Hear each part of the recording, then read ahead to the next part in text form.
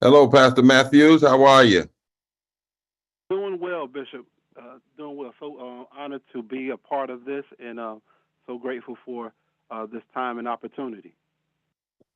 You know, We Do has always been on the front lines, and I'm just so thankful to you and to Wes Cook and all of the brothers and sisters there, and your powerful listening audiences, which I say, I'm sorry I'm moving around on this live screen, but I'm saying that your listening audience is one of the most informed theological listening audiences in the country. And that's certainly due to the great work that you all do together. So thank you so much for having Repairs of the Breach on for our, if you ever needed to vote for democracy and justice, we sure do need to vote now as we're coming to your congressional district via radio and via live stream. Certainly, we want to recognize Brother Wes and Sandy Cookman for all they do and for this We Do network that covers Fayetteville, Lumberton, Red Springs, and Laurinburg. Wow, I didn't know y'all went that Fayetteville, Lumberton. Okay. Red Springs and Laurinburg, yes, sir. And with live stream, we can go worldwide. Yes, sir. That's Absolutely. right.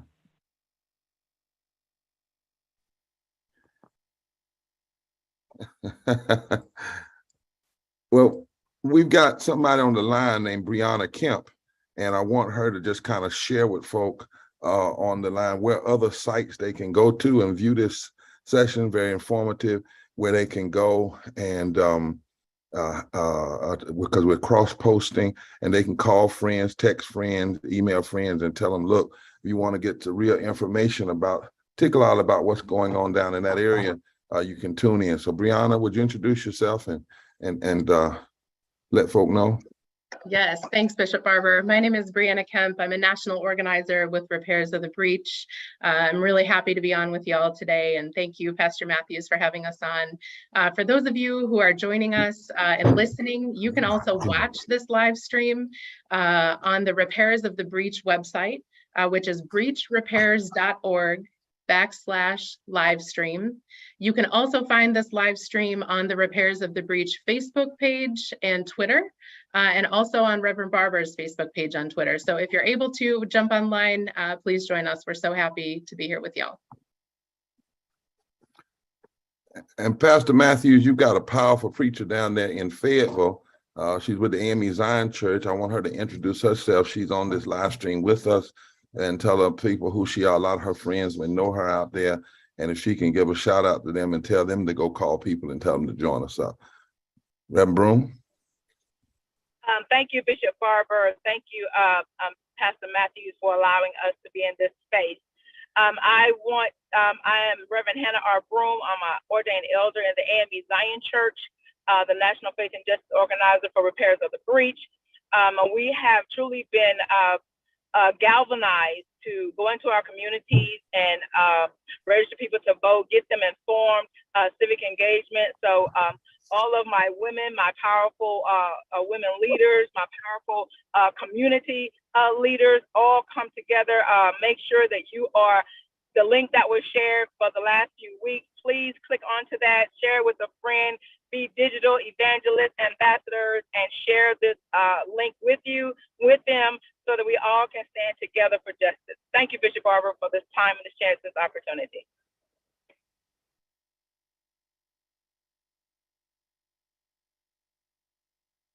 Great. And one more thing, Brother Matthews, we have a brother named Keyshawn who's on, and Lauren, they're running our tech media. And Keyshawn, I want to ask if you would drop some texts out live right now, letting people know we're on and that they can join us. They can either tune in to, what's the call number for WIDU, Brother Matthews?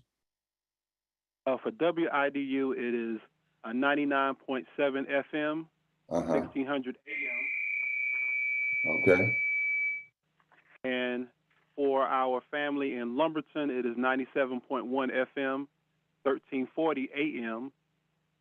Those in the Red Springs area is 98.5 FM, 1160 AM. And for the Laurinburg family, it is 92.5 FM, 1460 AM. Great. Well, Brother Matthews, when I talked to Wes the other day about doing this, he said he would be glad because he says, you know, every now and then we need in this space somebody to talk about politics. It's not talking about Republicans versus Democrats and liberal versus conservative, but it's just talking about what are the base issues that people ought to know about, ought to be concerned about, and particularly repairs of the breach, looks at issues from a moral perspective, whether that moral perspective is from our various faith traditions or from the moral perspective of the Constitution. And so that's why we're here today. And one of the things we do, Brother Matthews, is we always start with some form of what we call theomusicology. And so rather than have you play a song, we actually brought one of the songbirds of America with us today. She's a theomusicologist. Her name is Miss Yara Allen. She travels all over the country and has even sung at the Vatican and sung in Liverpool and around the world, leading people in what we call movement music. Comes out of that good old Pentecostal Kojic background and got all that mixed up with a little jazz, and it's pretty nice, in that. And so I want to ask her if she will open us with I know because of the way radio is, she can't do the long version, but if she would open us with the song, and your listeners and viewers, they can actually learn this song and join along with us. And by the way, any of the churches that are out there, if you ever want a theomusicology to come in and train your choirs on how to sing justice music and music that takes the scriptures and what God says about justice and connects it to where we are now, our theomusicologist, Ms. Yara Allen, will be honored to do that and well able to do that. So, Ms. Allen. Thank you, Bishop Barber, and a good evening to everybody. Yes, indeed, we're going to sing together. And for many of the listeners and viewers, this song does ring familiar because it does come from that Pentecostal tradition. It is very easy to learn. I encourage you to sing this song on your way to the polls. Sing this song to people who are not registered as you register them. Sing it to those who are registered as you make sure that they get to the polls. The words of this song say, come on, come on, come on. Don't you want to go? It asks the question and then it lends the answer. Yes, I'm going to vote. Come on, come on, come on. Don't you want to vote? Yes, I'm going to vote. Very easy song. And I encourage you to teach it and sing it as we have all across the country. Come on, come on, come on. Don't you want to vote? Come on, come on, come on. Don't you want to vote? Come on, come on, come on. Don't you want to vote? Yes, I'm going to vote. Oh, come on, come on, come on. Don't you want to vote? Come on, come on, come on. Don't you want to vote? Come on, come on, come on. Don't you want to vote? Yes, I'm going to vote. Well, voting is our power. Don't you want to vote? Voting is our power. Don't you want to vote? Voting is our power. Don't you want to vote? Yes, I'm going to vote. Oh, come on, come on, come on. Don't you want to vote? Come on, come on, come on. Don't you want to vote? Come on, come on, come on. Don't you want to vote? Yes, I'm going to vote.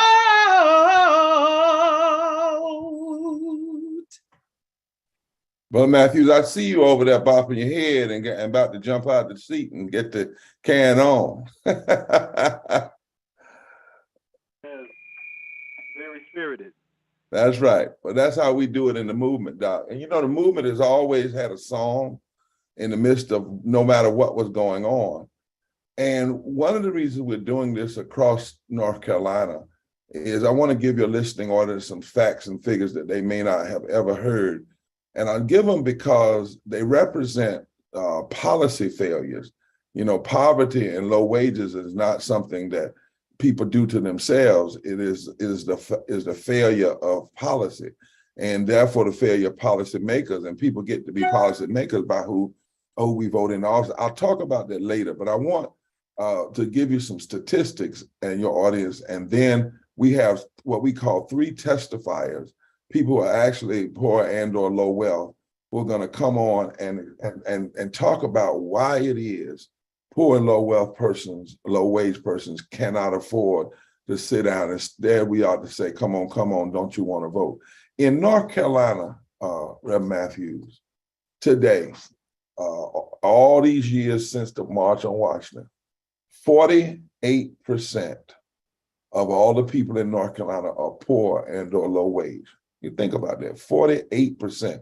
That's 4.7 million residents in this state.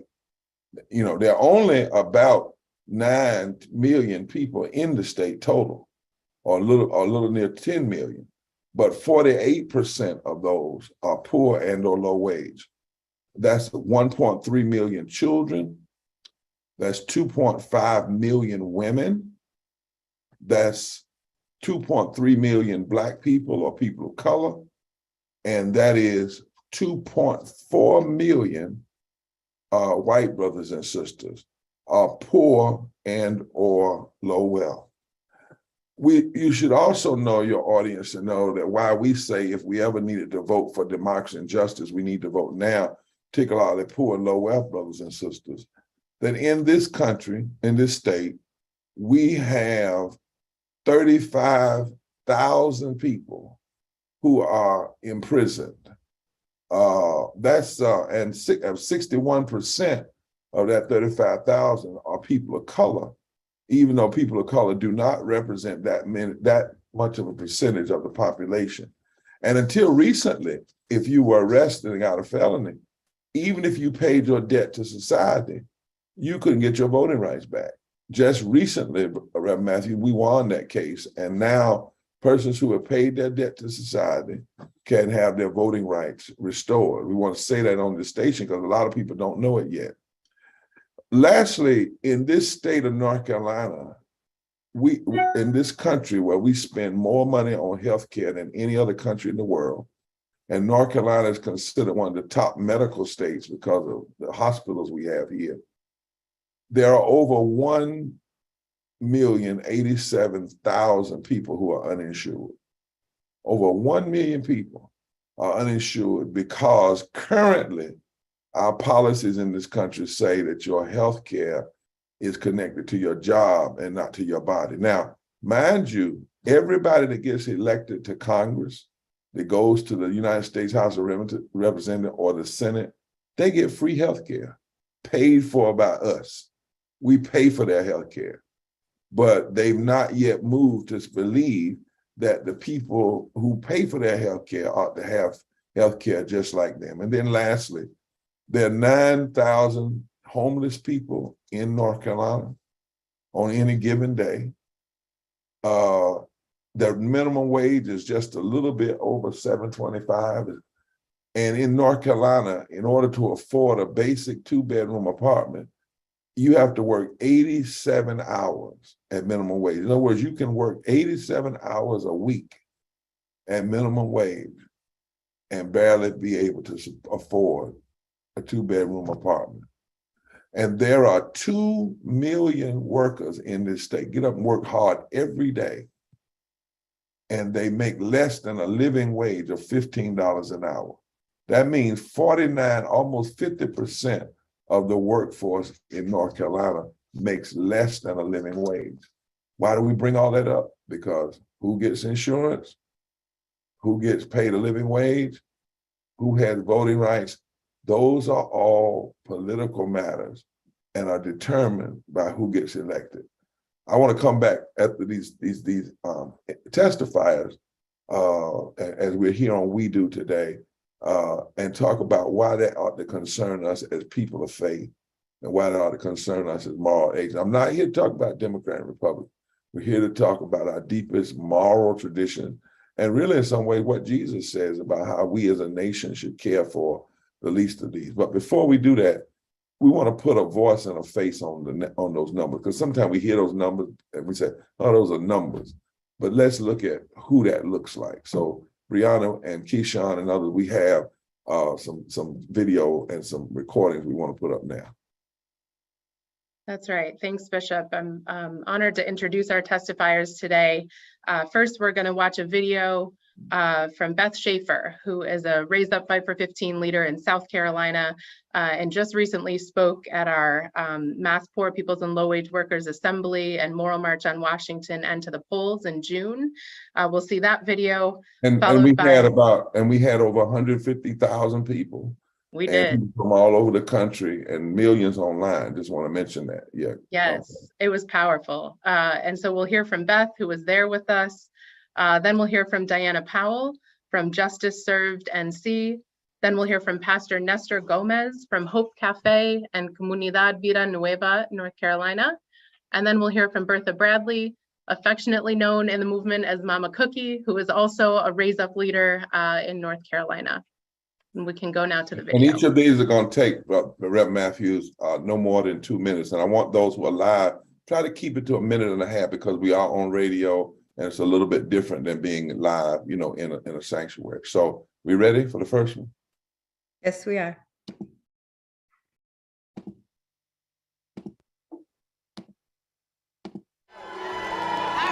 How y'all doing? My name is Beth Schaefer. I'm with Raise Up, Charleston Fight for 15, and a union.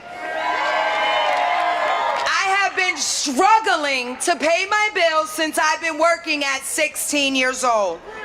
I work full-time at KFC and a second job at a gas station.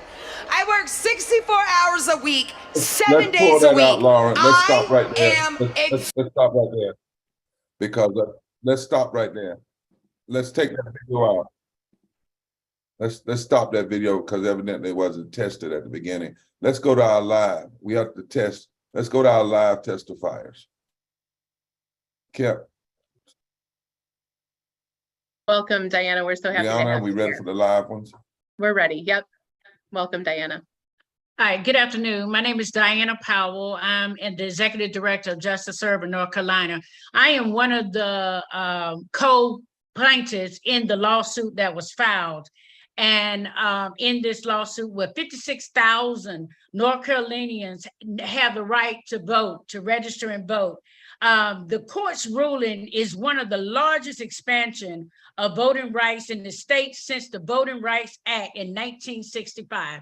So on the backs of those that have fought this journey and have made a way, we are still pushing every day to reach those 56,000 voters here in North Carolina. I am so pleased and thankful for the plaintiff, which is Dennis Gaddy, CSI, Community Success Initiative. It's been a battle, and we got to educate our community and let them know that they now have a right to vote, and don't let our fighting be in vain. Thank you for this opportunity.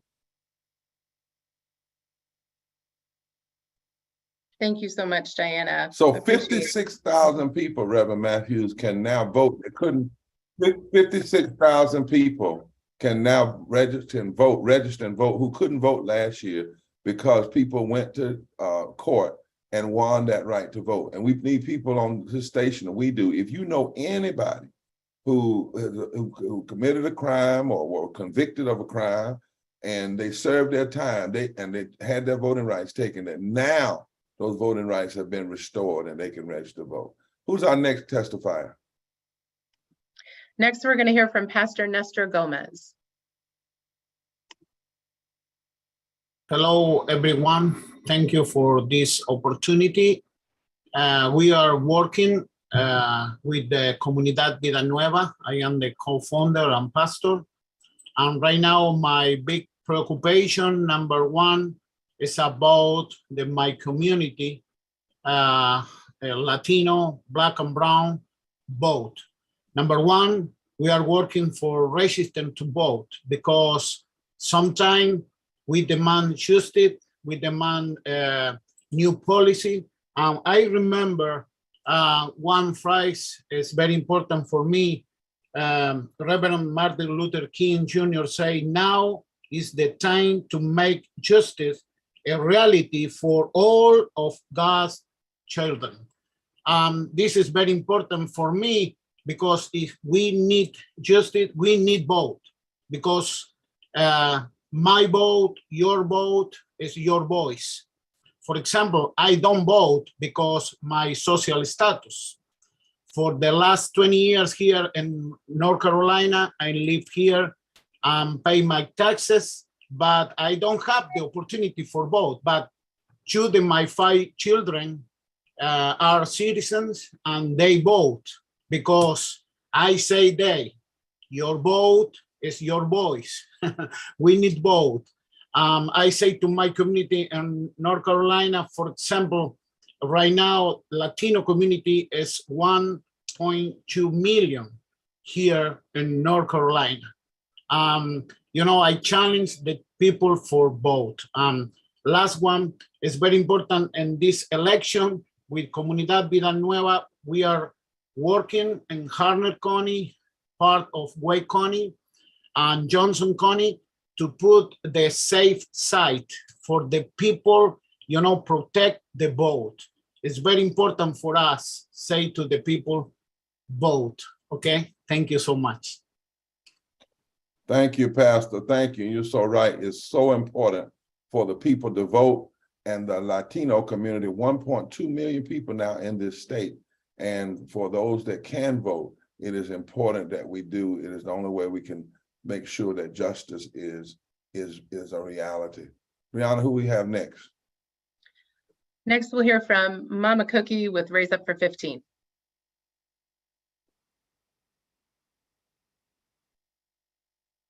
You're on mute, Mama Cookie. Hi, everybody. Thank you for allowing me to have a voice today. I never get this voice on a job. I've been a fast food worker for decades. I've been organizing with Raise Up for years, so I'm always talking to low-wage workers about the changes that we can make if we vote. We're going through the same bad working conditions for all of low-wage workers. We aren't paid enough. We've got no voice on the job. Our voices need to be heard. So even though workers have different employees, we have a lot of demands of same problems in common. So we need to vote. We need to keep organizing at our job, but we can't forget to vote. We need to vote for the right people, because here's what elected officials have the power to change. They can raise the minimum wage to at least $15.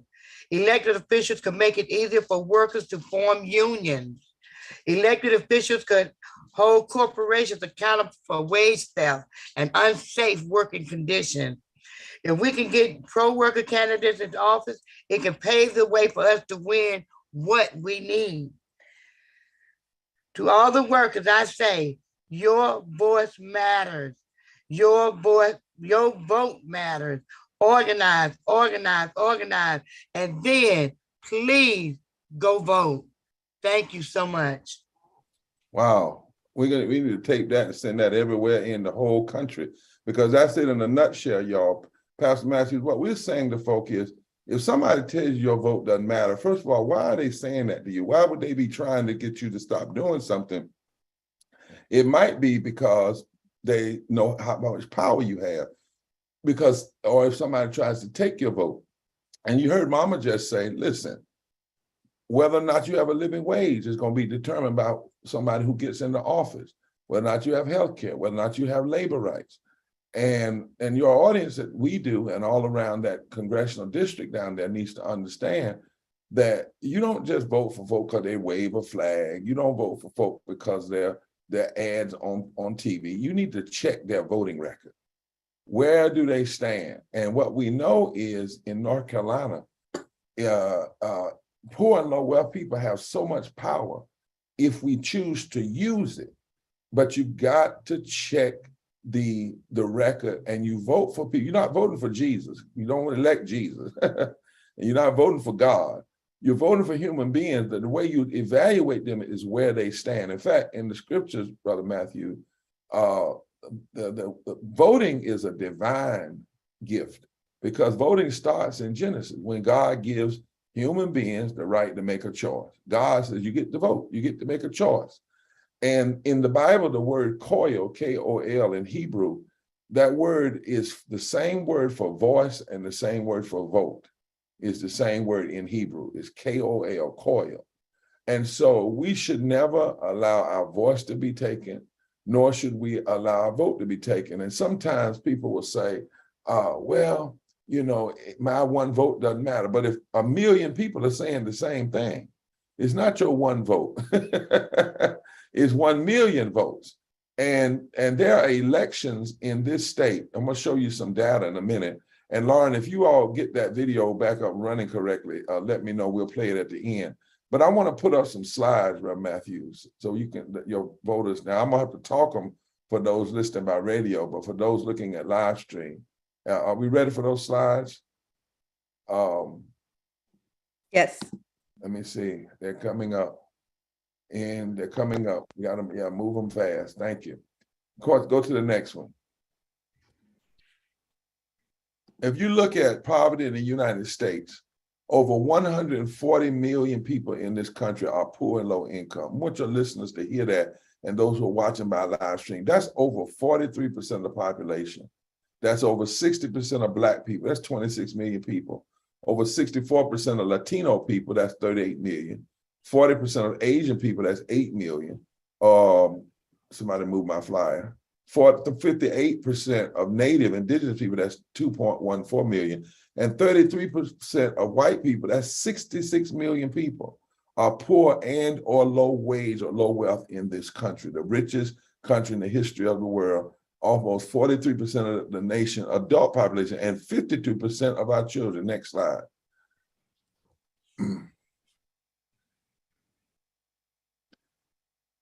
Keep on, next slide.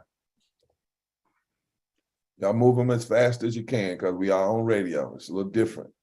When we look at this map that we have up, what we have found out, go back, what we have found out is that in this country, when you look at the state, go back to the other slide, when you look at that every state where, Reverend Matthews, the election was less than 3%. In other words, the number of votes between the winner and the loser were less than 3%, less than 3%.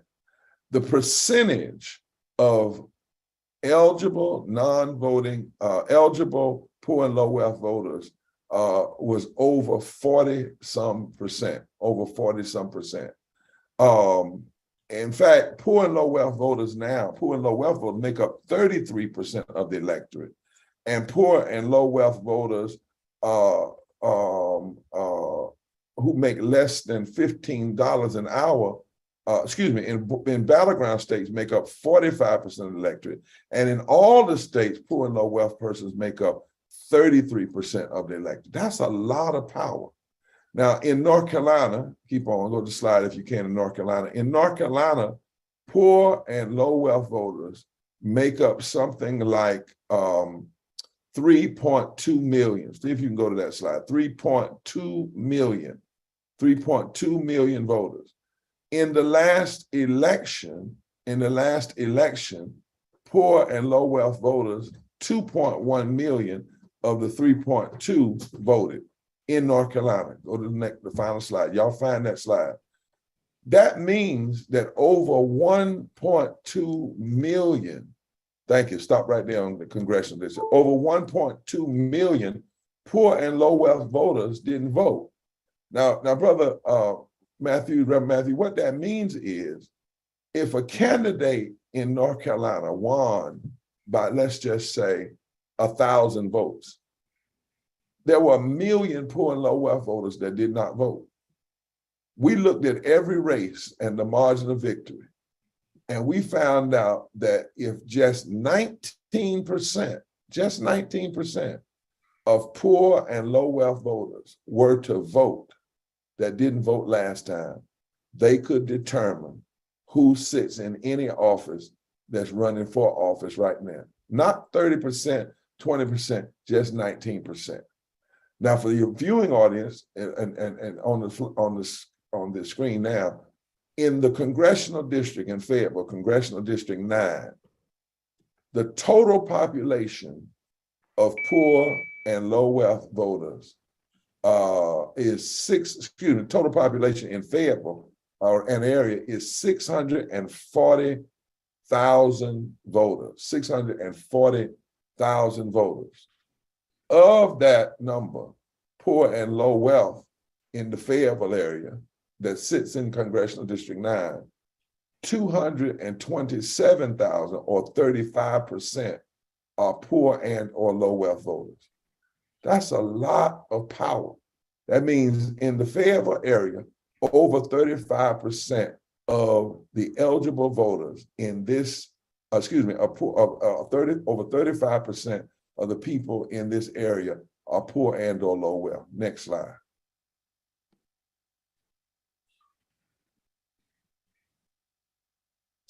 And so we want to make sure that what we're saying today is that people register to vote. We got to make sure that they have a plan to vote. I'm going to have Brianna come on in just a second and tell people where they can go to check their voting status. They need to get other people to vote. The reality is we have power, but too often that power is not being released. And when we say we're voting, that if we ever need to vote for democracy and vote for justice, what we're saying is that it's not just like theory. We're saying living wages on the ballot. That's what democracy and justice is about.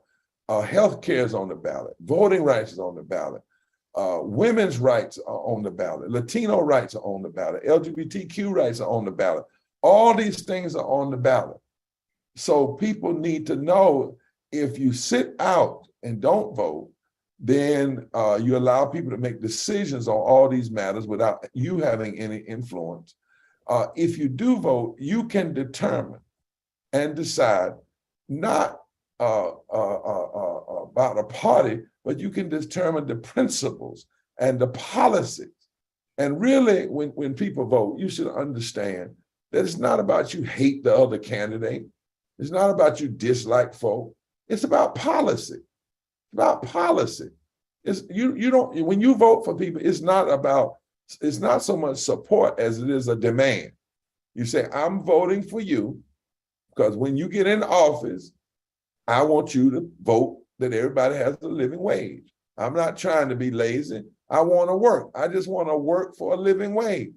When you get in office, I want you to vote for everybody to have health care, because health care ought to be a human right. You ought not to have health care based on your wealth or how wealthy you are. And for the Christians, we know that because Jesus never charged a leper a copay.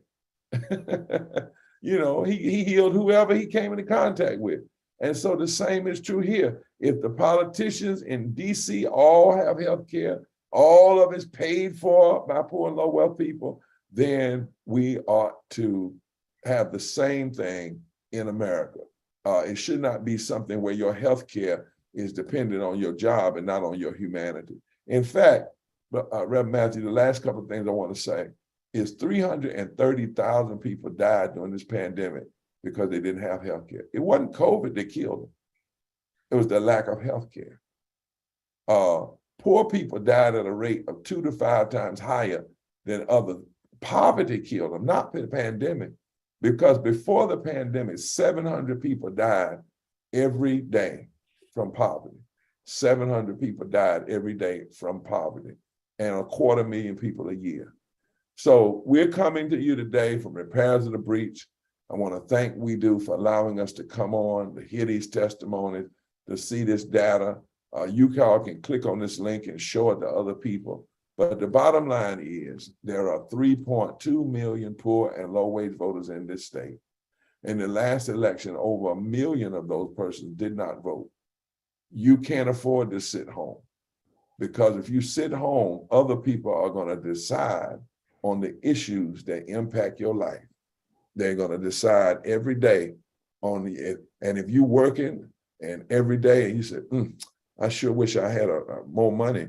Well, last year in the Congress, they had a vote for living wages. And check the record. I think only 2 of the Congress people from North Carolina voted for a living wage, even though 79% of North Carolinians say we want a living wage, even though CEOs and corporations now make as high as 500% more than their average worker. I mean, that's the reality that we're dealing with. And as a Christian, you know, Jesus instructs me to care for the least of these, the hungry, the sick, the broken, the thirsty, the stranger. That's my public policy. And when I vote, I want to look at where people stand on these critical issues that affect the daily lives of individuals. And then I cast a vote, because my vote is not a demand, a support. It's not just because I like the candidate or like the way they smile or what kind of clothes they wear. No, no, no. My vote is a demand. I want you to, if you get elected, I want you to vote in a way that makes this one nation under God, indivisible, with liberty and justice for all people. So, Pastor Matthews, thank you so much. I'll take any questions you may have. We didn't want to take up all the time today, but we are so thankful that we could come on radio, come on live stream, and get this message out. Brianna, tell people, do you have it where they can go if they want to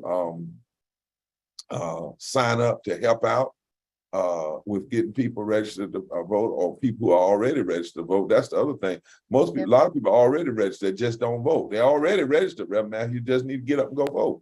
So you wanna tell people what they can do and then where they can go to sign up and check their registration status and all of that. Go ahead, Brianna. Yeah, that's right. Thanks. So the first thing everyone can do, make sure you are registered. And on the next slide, you're going to see two links, and I'll read them out if you're listening on the radio. www.ncdot.gov is North Carolina's election website. So you can go there for more information on where to vote, check your registration. You can also visit www.ncsbe.gov for more information. Also, make sure you keep in mind the voter registration deadlines in North Carolina. The online registration deadline is 25 days before Election Day. That means it is 5 p.m. Friday, October 14th. We have still got time, y'all. We've got just under 10 days to make sure that we are calling, texting, door knocking, reaching out to our family and friends, and making sure that we tap into that over 1 million people in North Carolina, poor and low income voters that did not vote, that have an incredible amount of power in this election. So there is still time to make sure that people get registered. That's the online registration date. The register by mail date is also the same, must be postmarked 25 days before the election day. In-person registration deadline. Same-day registration is available during the early voting period, which begins October 20th and runs through Saturday, November 5th. So make sure you know those dates. Let's stop right there and make sure people are clear, though. You can do online, you do that, but if you don't do that, starting on October 20th, you can register and vote the same day. You don't have to. So we want people to know in North Carolina, voting is a season and not just a day. You can take 100 people to the polls, wherever the site is, starting October 20th, and they can register and vote the same day. We won that. There were people trying to take that away, but we won that here in North Carolina, and we should use it. Yes, yes, and take a friend with you when you go. Take a couple friends with you. A whole lot of yes, a bus full. If you can go to the next slide, I want to invite everybody to take a few moments right now. Visit this link, text this link to your friends. The link is bit.ly. It's a bit.ly link, if you're familiar with that, /ROTB for repairs of the breach, pledge, PLEDG. It's bit.ly /ROTB pledge. Okay, this link is going to take you to an online pledge card. So if you are moved by what you heard here today and you are ready to get involved in the effort to make sure that we are reaching out to those 1 million poor and low income voters, over 1 million in North Carolina, and that 35% in Congressional District 9, this is how you can get involved. When you go to that link, you're going to see a pledge card where you can sign up and put in your information, and we will be in touch with you to join. We are running a national phone and text banking campaign right now, reaching out to 5 million poor and low income voters, many of whom are in North Carolina and key states across the country. So we'll invite you to, we have many text banks happening every day. So it's easy to do from home with a flexible schedule. Whenever you're able, you can join us online and help text and make sure that everybody knows where and how and when to register and that they're ready with a plan to vote. So that's going to be one option you'll see on the pledge card, is to join a phone or text bank. The other option is to get in the streets with us and help knock some doors in your communities. We have some resources to help you organize that on your own. If you have some friends and neighbors that you can door knock with, we have flyers that you can pass out. If you want to, after church services one day or in an organization that you're a part of, help circulate the information and make sure people are ready to vote. And we also have some organized, coordinated canvas days with a close partner, the Poor People's Campaign. North Carolina Poor People's Campaign is part of a nationally coordinated day of action this Saturday, where there will be canvases happening across the state. And we would love for people to join, come out and knock some doors with us. So the link again is bit.ly/ROTB pledge. And when you go there, make sure you leave your information. Tell us what you're interested in doing, and we will be in touch to get you plugged in, because it's going to take, we don't all have to do everything, but every one of us can do something before November. Well, thank you so much, Brianna, and thank you, Reverend Matthew, and most of all, thank We Do for everything you all do, and thank Wes. Do you have any questions for us, Brother Matthew? Yes, sir, and I first of all want to thank you for sharing this urgency to make sure that we are registered and that we get out to vote. And I also want to say, even in the testimonials of the work that Mr. Gaddy, who I'm familiar with, his mother played a very important role in my upbringing as far as just an advocate within the community. But, the fact that, many people who were once incarcerated, who have served their time, are not aware of the ability to get back out and vote is critical, especially for our listening network. And so, as we move forward as faith leaders, what are ways that we can do to kind of get our communities involved in this? Well, one of the things we're saying is, if you take that link that Brianna showed you, you can actually show that in your churches. People can hook up, they can go there. It's an all-purpose link. They can find out how to get involved. They can join with Repairs of the Breach in our efforts across the state. They can join with the Poor People's Campaign that we undergird. We've already have the system set up, the text banking systems, the calling systems. And so it's just a matter of plugging in. You don't have to recreate the wheel. The wheel is rolling actually and already created. The other thing is, every church, I think every church ought to take at least 2 Sundays between now and November and talk about this and, talk about this data, talk about what's going on. We're going to put the flyers in the chat, and people can get a hold of those. Pastors, we have to have a responsibility to let our people know. The Bible says people perish for the lack of knowledge and the lack of a vision. And we want folk to know. Right now, we got a lot of campaigns and politicians, they're putting these ads out. The ads are slick, but you can get past the slickness by looking at how they voted. That's what you want to look at. Where do they vote? Where do they stand on the issues in relationship to our community? And then the last thing is, we need to be saying to folk, voting is not just, you don't just vote because people suffered in the past. You should, but you vote because, first of all, as I said early on, God gave us the right to vote from the Genesis. He allowed us to make a choice. But then the other reason you vote is because of what's happening right now. It's not just what happened in the past, it's what's happening right now. Right now in North Carolina, 1 million people don't have health care. So we ought to look at these candidates and say, if they get elected, what are they going to do about that? Right now, 49% of all our workers work for less than a living wage. That could be changed with one vote. One vote. But we got to have people in office that'll carry that one vote and make that one vote.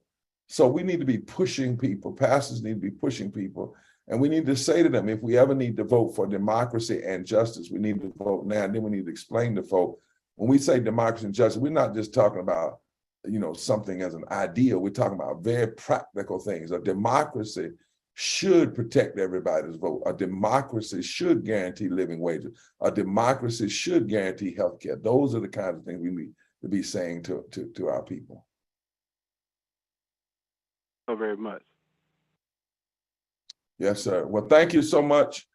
Everybody, let's get involved. Let's say it. If we ever needed to vote, we should, for democracy and justice.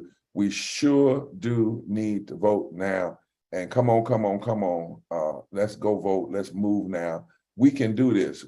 There's no reason that anybody should be sitting home. And surely, if you're poor and low wealth, there's no reason that 1 million of us who are all, and over 600,000 who are already registered, they don't even have to register. So all you have to do is get up. You don't have to register and go to the polls. That's a lot of power. Just 19% of that could change so many things. So let's not let people tell us what we don't have. Let's hear that question that God asked Moses when he faced the troubles of the Red Sea, and Moses wanted to pray, and God said, no, what's in your hand? What's in your hand? Use what's in your hand and use it now. God bless you. Take care. Always, We Do is the place to listen every day. Thank you, sir.